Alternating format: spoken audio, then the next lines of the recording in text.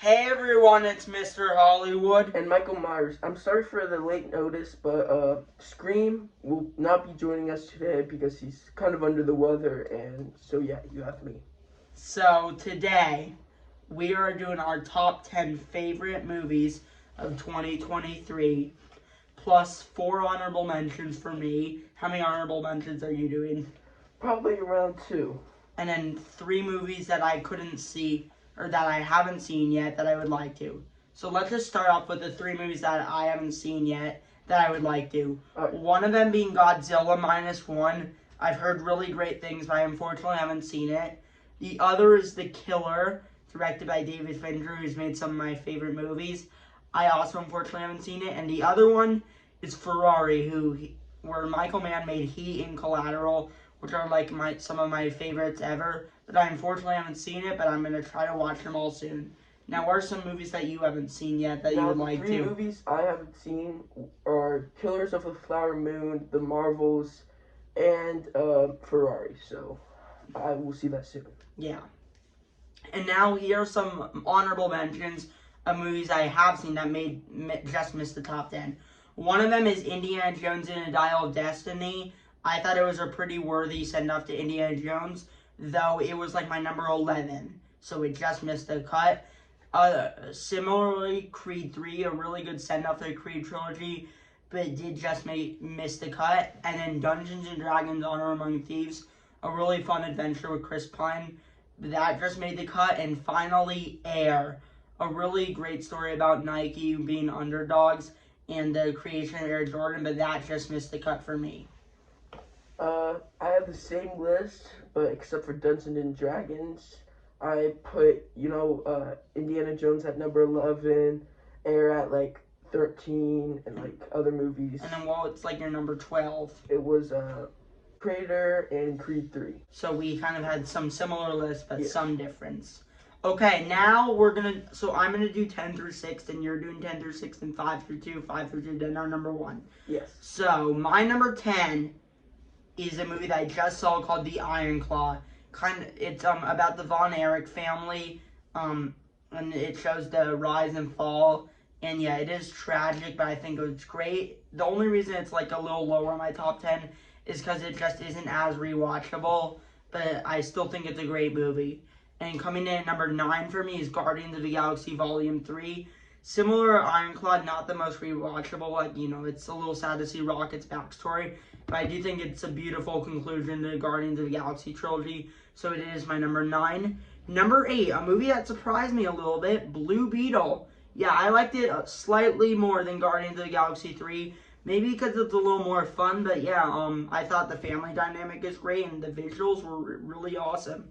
Number 7 for me is The Creator. Same thing, great visuals, and a great sci-fi story, and kind of like love how it ties into like AI stuff. And John David Washington gave a great performance and had a great character arc. And then number 6, which might objectively be better than a few of them, one in particular, Oppenheimer. But if it's like by rewatchability, because this is kind of a bit of a favorites list, it is a little bit lower, but I still think it shows a great story about like Oppenheimer's life and their regret, and I honestly hope Cillian Murphy gets his Oscar win and Robert Downey Jr. wins for Best Supporting Actor. So that's my 10 through 6. Thank you, Mr. Hollywood. And now for my 10 through 6 is Guardians of the Galaxy Volume 3. That movie was phenomenal. I really liked the impact at like everything, the sci-fi, the visual effects, and everything. Yeah. I really liked the High Evolutionary as the villain. He was really great. And I really got really scared when Rocket was gonna die, but of course, if you saw that he did die, and I was pretty happy. Mm-hmm. At number 9 is Blue Beetle. I know there's not much to say. It was like pretty good, and then pretty bad. There were some good parts, and then I also thought it was like an Ant-Man movie. Yeah. Like mixed with a ton of other movies like Green Lantern, and yeah, that's all I have to say. At number 8 is Spider-Man Across the Spider-Verse. Overrated as hell, I get how good it is. I saw it in theaters like the day before with him, and yeah, it was really good when I saw it, but it's just really overrated. Like, a ton of movies are better than that, and people are saying it's the best movie this year, best superhero movie in general. I think that's crazy, but yeah. It's still good. Yeah, and number 7 is going to surprise a ton of people. I think it's Dungeons and Dragons. I saw it with my dad, and wow, it's pretty good, pretty amazing too. You know, like visuals. I like the dragon in it. I like the ventures. I always am a sucker for adventure movies like Lord of the Rings. Gave the Lord of the Rings vibes. I really enjoyed it, and yeah. Now at number 6, he hasn't saw it, but it's The Killer. Really love David Fincher's work, and man, on Netflix, that movie's pretty good. I would say it's like top 3 favorite movies on Netflix, and yeah, that's all. Okay, so 5 through 2, and this is where the list gets interesting. So my number 5 is Spider-Man Across the Spider-Verse, which I don't know if I would objectively put it above Oppenheimer, but in terms of rewatchability, yes.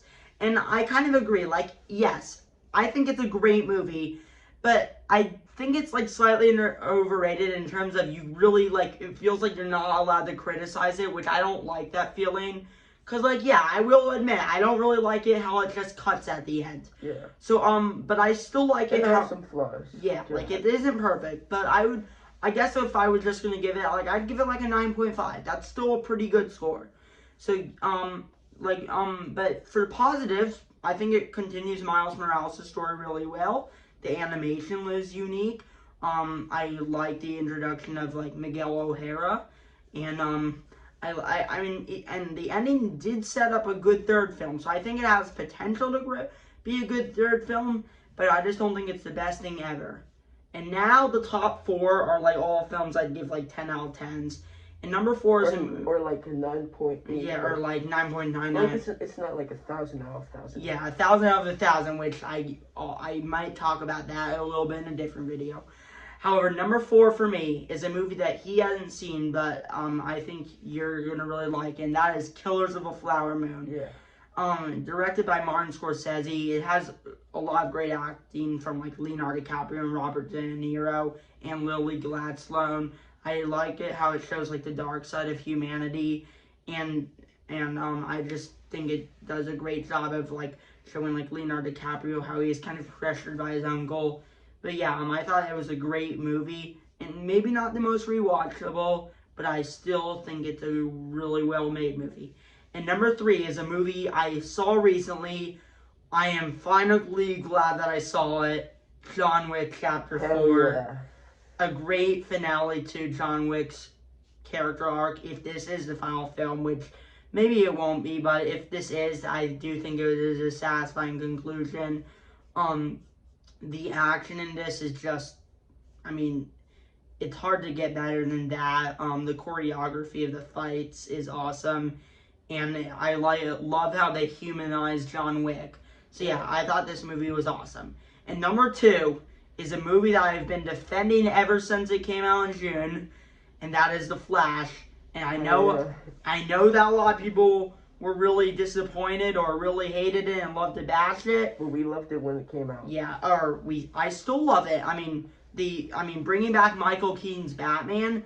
I mean, yeah, I thought they did him justice, and also, obviously. There's been a lot of stuff with Ezra Miller behind the scenes. Yeah, I think that's why people think it's pretty bad. I think this movie was always getting the short end of the stick, but honestly, I think Flash's arc and, you know, the emotion, I think it was all awesome. So, yeah, The Flash, there's not a lot to say wrong. I really love this movie, but there is one that I like more. Now, it's time for your 5 through 2. And thank you, Mr. Hollywood. And there's one more thing I'd like to add to that. I heard you saying that your hands were like sweating at the end of John Wick, you know, during the duel scene. Yeah. Sorry if I spoiled anything, but you know that also shook me too. And yeah.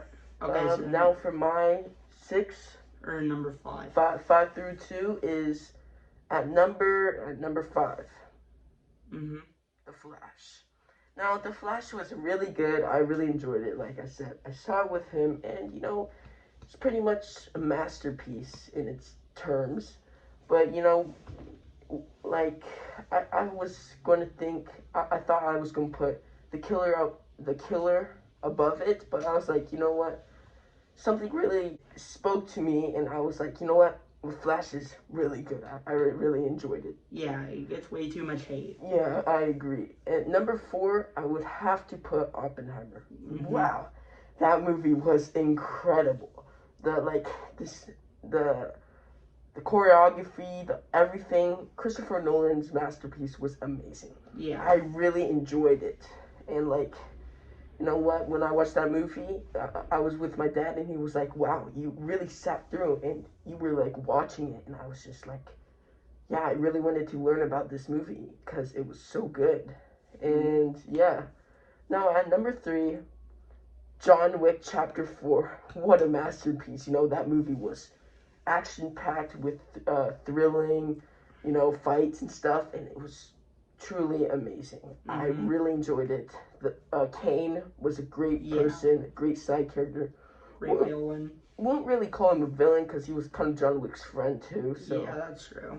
Really enjoyed that. I heard a John Wick character is getting their side movie, which I will definitely see that. And yeah. Now my number 2. I'm sorry, Mr. Hollywood. Gotta put a MI7 at number 2. You know, there's only one movie better than that this year, and you know, I really enjoyed MI7. It was the action, the train scenes, the stealing, the chip at the end, right? The chip at the end, like the code chip, and yeah, it was really good. And I guess I'll just cut to my number 1. My number 1 is Mission Impossible: Dead Reckoning Part 1, or MI7. But yeah, like the ending battle, and I think this is the good version of how you do a cliffhanger, where obviously there's still another part to have, and there's obviously room for the part 2, but it also tells its own complete story and has a resolution. And that's why I think it's superior to Across the Spider-Verse. Well, also Across the Spider-Verse had a great cliffhanger. But, you know, I was so desperate to see the other part, and now we're getting the movie around 2025, 2026. Yeah, it just wasn't the smartest idea to just cut it when it was about, like, I feel like actor strike and everything. Yeah. So. Anyways, like, MI7, also the emotion and, like, an interesting story, which also kind of deals with AI. I think Haley Atwell was a great addition to the franchise. And, yeah, just the action sequence, the motorcycle scene, even that, the chase scene in the middle. Yeah, this movie. The night fight. Yeah, this movie was incredible. Yeah. And it is my favorite movie this year. However, your favorite movie this year?